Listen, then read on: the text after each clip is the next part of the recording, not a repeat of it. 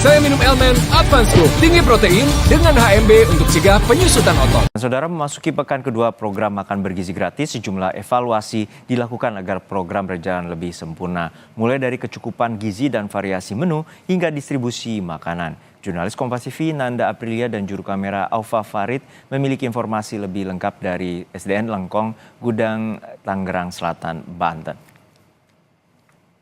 Saudara, pagi ini baru saja dilakukan tinjauan kembali oleh Kantor Komunikasi Kepresidenan, didampingi juga turut hadir Wakil Menteri Investasi dan Hilirisasi Todo Tua Pasaribu, di mana melihat kesiapan jalannya pelaksanaan dari makan bergizi gratis, karena kita tahu hari ini merupakan sepekan lebih di mana program ini berlangsung. Nah, di belakang saya saudara, ini sudah ada gambaran di mana anak-anak sudah selesai melakukan sesi yang pertama, juga sudah menikmati makanannya dan saat ini hendak mengembalikan tempat makan yang ke tempat titik di mana ini berasal loh gitu ya. Dan saya akan coba bertanya untuk salah satu anak murid di sini, siapa namanya? Fajri. Adit sama Fajri. Kalau untuk menu hari ini kamu suka nggak? Kan udah berlangsung terus ya, udah lama ya. Ini ya dikasih makan dari sekolah. Gimana? Enak. Menunya enak. Yang paling kamu suka apa? Semuanya. Semuanya. Oke, berarti kamu juga suka sayur ya? Iya. Pernah dapat susu nggak? Pernah 1 kali. Terima kasih ya. Nah, itu dari anak-anak. Kita akan bergeser. Di sini sudah bersama dengan saya, juru bicara dari Kantor Komunikasi Kepresidenan, Adita Irawati. Bu Adita, untuk pertanyaan pertama tentu terkait dengan evaluasinya. Sepekan berjalannya program makan bergizi gratis ini seperti apa, Ibu? Kalau dari apa yang sudah kami lihat langsung maupun juga dari apa yang menjadi temuan dari Badan Gizi Nasional, memang ada beberapa hal yang perlu disempurnakan ya. Dari hasil evaluasi ada satu tentunya masukan-masukan yang terkait dengan menu ya. Ada masukan terkait menu, meskipun ini bisa kami jelaskan bahwa menu ini sebenarnya rujukan utamanya adalah angka kecukupan gizi.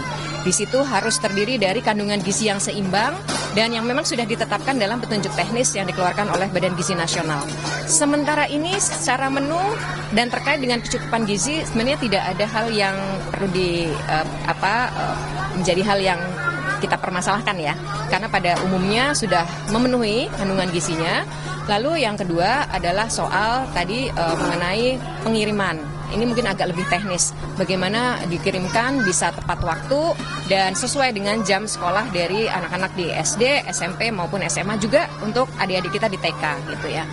Lalu yang ketiga soal pengelolaan limbah. Pengelolaan limbah ini juga setelah kita lihat memang ada beberapa makanan yang itu ternyata tidak dihabiskan, ada sisa ya. Ini yang juga akan menjadi bagaimana kita melakukan pengelolaan limbah ini sesuai dengan ketentuan-ketentuan yang memang juga sudah dikeluarkan juknisnya oleh Badan Gizi Nasional.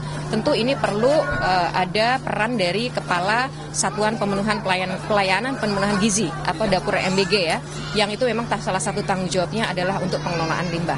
Lalu selanjutnya adalah isu tentang bagaimana kita memberdayakan masyarakat sekitar ya, dan pemberdayaan ekonomi juga gitu. Bagaimana agar pasokan bahan baku, bahan mentah itu juga berasal dari lingkungan sekitar. Kemudian bagaimana memberdayakan masyarakat sekitar juga untuk menjadi tenaga di dapur, sampai pengelolaan atau pengiriman sampai di sekolah-sekolah. Terima kasih sekali Jubir Kantor Komunikasi Kepresidenan, Bu Adita. Selamat bertugas kembali, sehat-sehat Ibu. Itu tadi saudara penuturan dari Jubir, dan juga tadi saya mewawancarai satu anak murid begitu terkait dengan evaluasi jalannya makan bergizi gratis dalam sepekan ini. Kita akan lihat seksama. Targetnya dalam 3 bulan pertama ada 3 juta penerima manfaat dalam program ini.